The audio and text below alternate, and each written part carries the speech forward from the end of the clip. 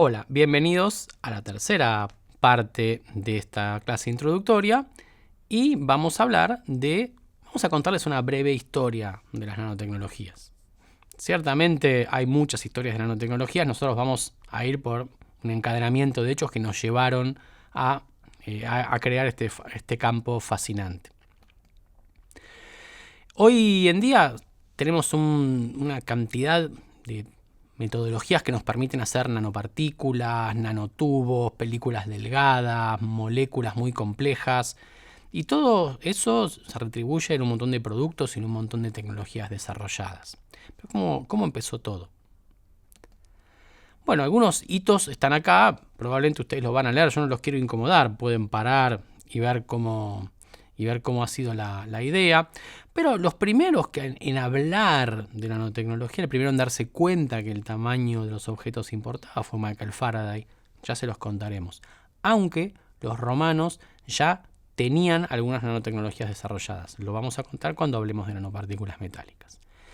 Pero el puntapié inicial se cuenta como la conferencia de Richard Feynman en la American Physical Society en 1959, de la cual hablaremos específicamente.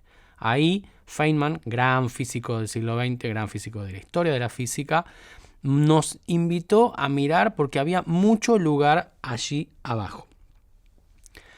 Luego el término nanotecnología fue elaborado por un investigador, profesor de la Universidad de Tokio, Norio Taniguchi, en 1974, cuando dijo: es posible cambiar la materia un átomo por vez. Y eso sería la nanotecnología. Y a partir de ahí se sucedieron una cantidad enorme de hechos diversos, como que Binning y Rohrer en los años 80 inventaron las microscopías de efecto túnel y de efecto sonda, sacaron el Nobel en 1986 y nos acercaron mucho al nanomundo. Krotos, Moley y Kerr crearon los nanocarbones, y Jima creó los nanotubos. Como les contaba en la parte del video anterior, Ekimov, Bruce y luego Bawendi generaron los que se conocen como los farolitos, los puntos cuánticos.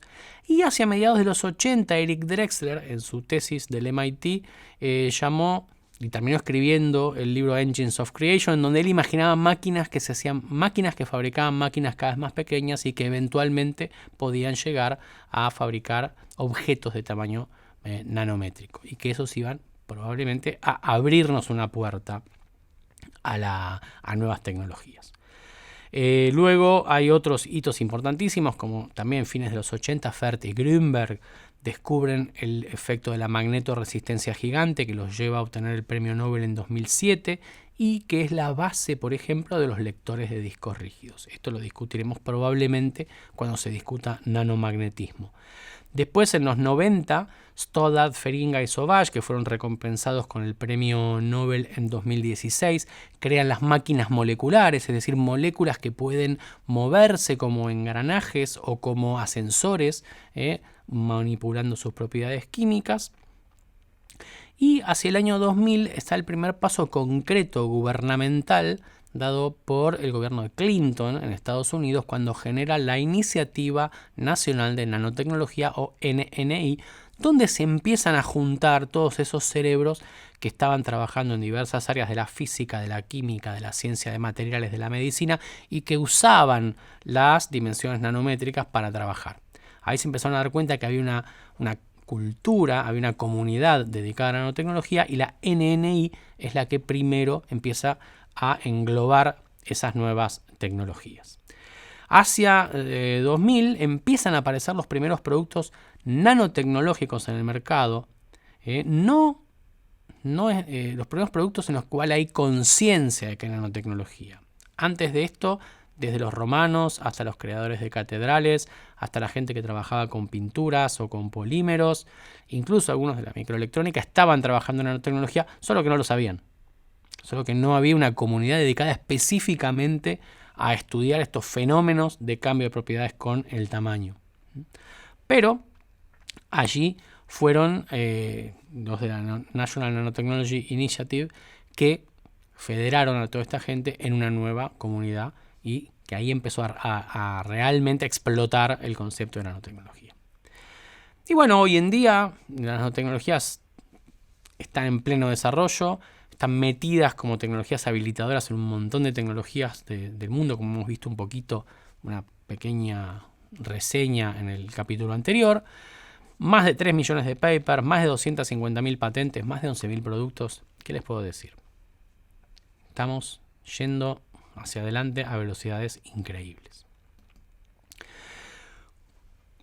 Mucha gente cree que, o dice que, la primera referencia a la nanotecnología fue dada por Richard Feynman. Richard Feynman es un famosísimo físico, un gran físico del siglo XX, en una recordada charla en la American Physical Society en 1959, que está, ustedes la pueden buscar en internet, se llama Hay mucho lugar allí abajo, There's Plenty of Room at the Bottom, pueden buscarla de las dos diferentes maneras.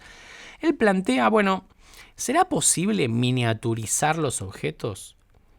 Y sostiene Feynman que nosotros sabemos suficiente química y suficiente física como para hacerlo. Sabemos los cambios de leyes que pueden ocurrir, solo que no lo podemos hacer porque en la práctica es difícil. Y él comienza con un desafío muy interesante.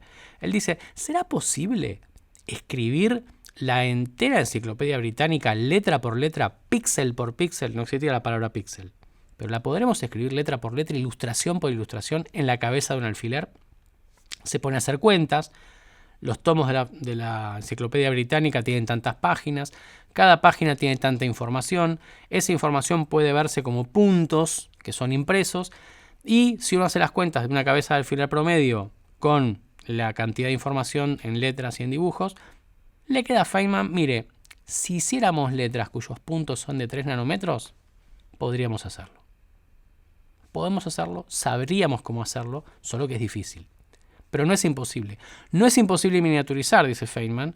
Y entonces en el futuro las computadoras no van a ocupar un edificio. Van a estar sobre nuestro escritorio.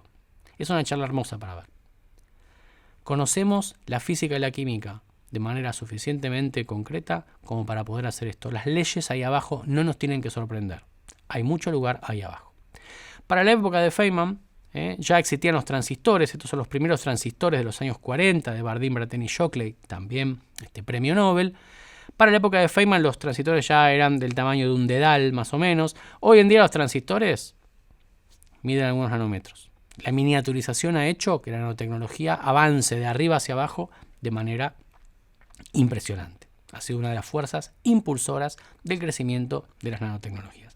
Todo ello de la mano de la industria electrónica y computacional. Esto, por ejemplo, se refleja en lo que se conoce como ley de Moore.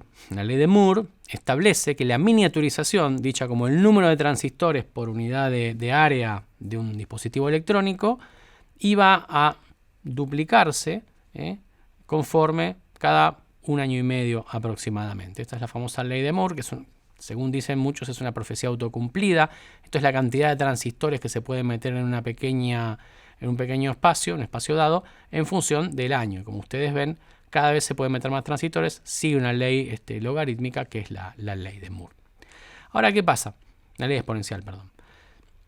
¿Qué es lo que pasa? Esto puede seguir y hoy en día los transistores, las distancias, esto es un transistor de 2013, esto es uno de 2020, fíjense cómo se puede dibujar cada vez más pequeñito con herramientas cada vez más precisas y estas herramientas son cada vez más estratégicas. Ahora, estos materiales que están aquí todavía no presentan fenómenos de cambio de propiedades, son miniaturización y explotación de propiedades existentes, como por ejemplo la conductividad, las barreras que se establecen entre semiconductores, la generación de transistores. Todavía no se usa ningún efecto nano específico, hay miniaturización. Incluso uno puede poner entre dos electrodos un solo átomo de fósforo, esto es un trabajo que tiene unos años ya, pero demostraron que un solo átomo podía cambiar el estado de un transistor y que era factible hacerlo, o sea que se puede hacer eso. Una de las mayores fuerzas impulsoras, una de las mayores ayudas que hemos tenido para el desarrollo de las nanotecnologías, sobre todo en los últimos 20 o 30 años, es que durante prácticamente el último siglo, los físicos, los químicos, los científicos de materiales, hemos explotado las propiedades de la materia prácticamente como hemos querido, basándonos en muchísima información indirecta. Es decir, utilizando, como les vamos a contar en la clase de caracterización de materiales, información que viene de la interacción de la luz con la materia, de la difracción, de la interferencia, de la espectroscopía, de la absorción o emisión de luz, y no hemos visto mucho la nanoescala en directo.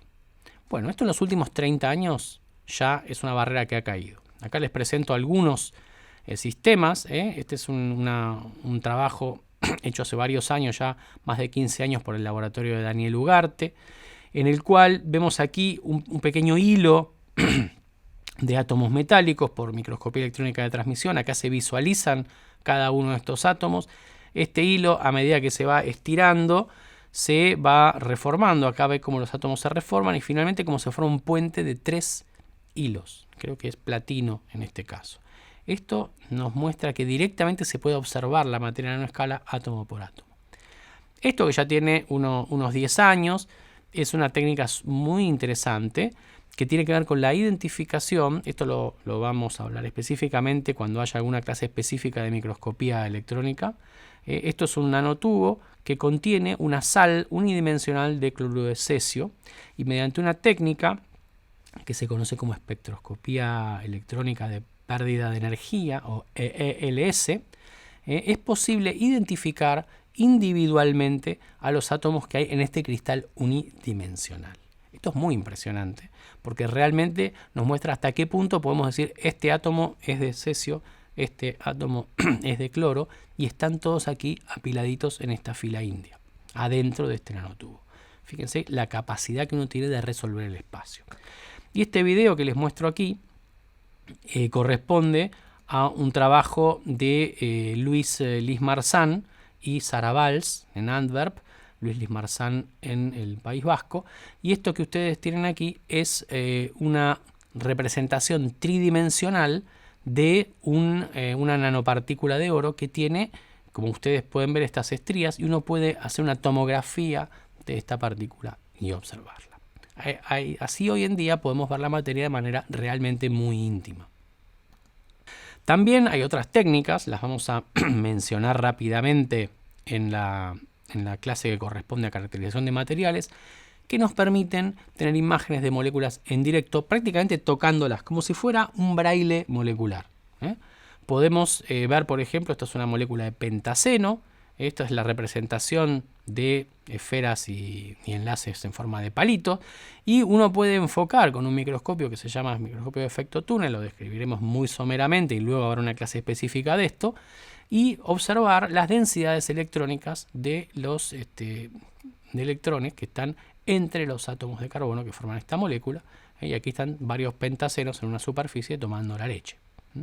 También podemos observar, por ejemplo, la distribución de carga en una porfirina. Estas técnicas tocan prácticamente a las moléculas, sienten los campos eléctricos y pueden determinar las densidades electrónicas. Entonces es muy poderoso lo que podemos hacer hoy en día con este tipo de técnicas.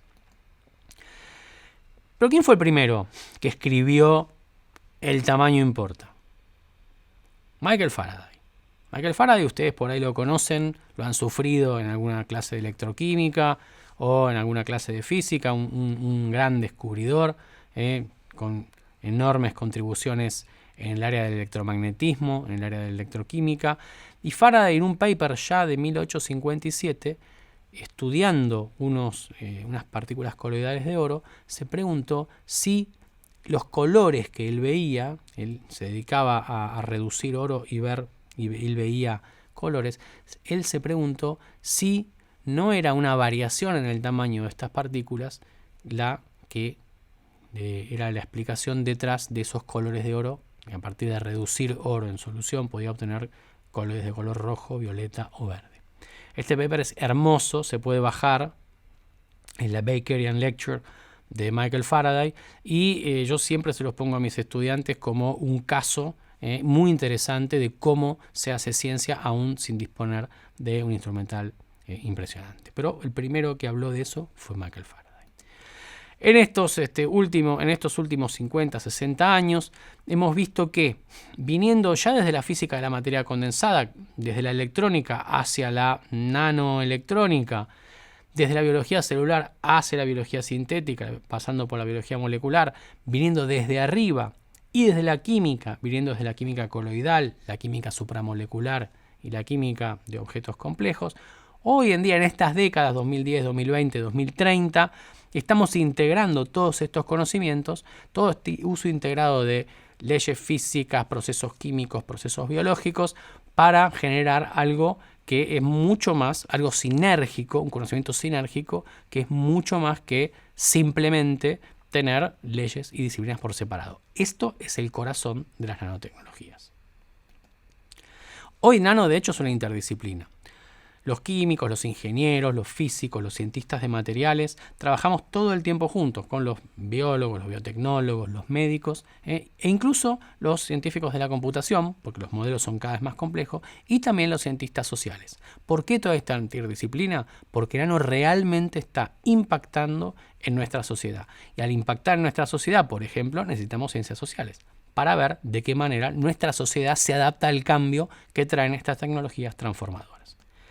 Mijaíl Rocco, el primer director de la Iniciativa Nacional de Nanotecnología, lo ve de esta manera en un paper de hace algunos años, en donde los bloques de construcción de las diversas tecnologías habilitadoras, como por ejemplo la bio, la informática, la nanotecnología y la neurociencia, son los bits, las neuronas, los átomos y nanopartículas y los genes. Y todo esto está rodeado por todas las ciencias de la información.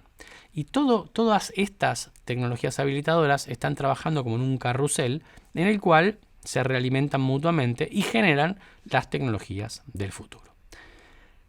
Bien, para resumir aquí, las nanotecnologías son muy importantes porque el nanomundo está en el medio de las tecnologías más pequeñas, vean de la electrónica, que vienen de arriba hacia abajo, y en el medio de las tecnologías que vienen desde la química y de la biología, ensamblando átomos y moléculas para llegar al medio.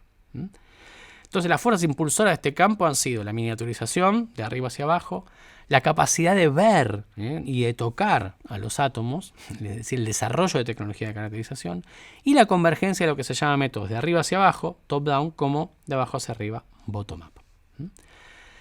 La economía de la nanotecnología tiene que ver con que es una tecnología habilitadora. Hoy en día es difícil discernir cuál es el verdadero valor, pero está en el fondo, y lo importante de esas nanotecnologías, como lo dijimos cuando hablábamos antes de las tecnologías y el valor económico, es cuán importante es y cuán crítica es la nanotecnología para la función a la cual se quiere llegar. Ahí hay un par de desafíos, que es que las nanotecnologías a veces son costosas y compiten con tecnologías bien establecidas. Y por otro lado, las nanotecnologías necesitan regulaciones, particularmente en salud y en ambiente. Y por último, un punto que me gusta destacar es, vengamos de donde vengamos, vamos a poder aportar a la nanotecnología porque es esencialmente interdisciplinaria. Muy bien, espero que hayan disfrutado de esta sección y les agradezco mucho su atención.